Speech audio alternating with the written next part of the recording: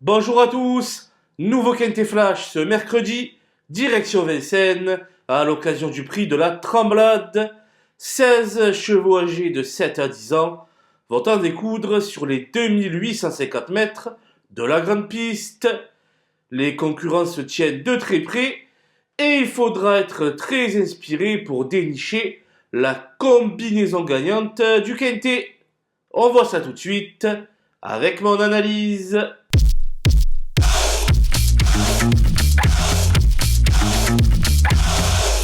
Les bases avec le 15 Hasard d'érable qui fait face à un engagement visé de longue date. Présenté déféré des quatre pieds qu'à bon escient, il pourrait bien retrouver le chemin du succès.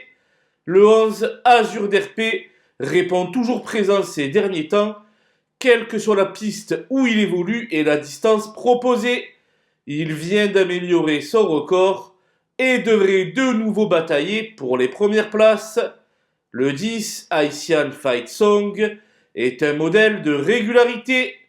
Elle va évoluer pieds nus pour la première fois de sa carrière et retrouve Benjamin Rochard qui en tire la quintessence. Elle fait donc office de base solide. Les opposants avec le 8 Harrison Duplessis qui totalise 80% de présence à l'arrivée en compagnie d'Éric Raffin. Cette fois-ci, il n'aura pas la distance à rendre et devrait se montrer sous son meilleur jour. Le 9 Emma de Briqueville possède la pointure, mais se montre assez souvent indélicate. Si elle demeure appliquée d'un bout à l'autre du parcours, sa place est à l'arrivée. Le 5 Gamin de Mahé réalise une année somptueuse en compagnie de son fidèle partenaire Teddy Callot. S'il peut bénéficier d'un parcours limpide, une place est à sa portée. Le 2, Filou de l'Arrêt, a encore la moelle du haut de ses 9 ans. Ce bon débouleur devrait rapidement occuper les avant-postes et devrait pouvoir conserver un bon chèque.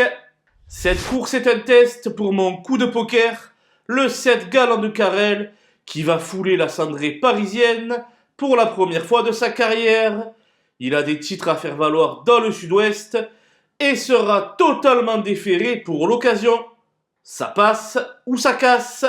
Les outsiders avec le 4 Grey qui viennent se classer bon quatrième derrière Azur d'RP.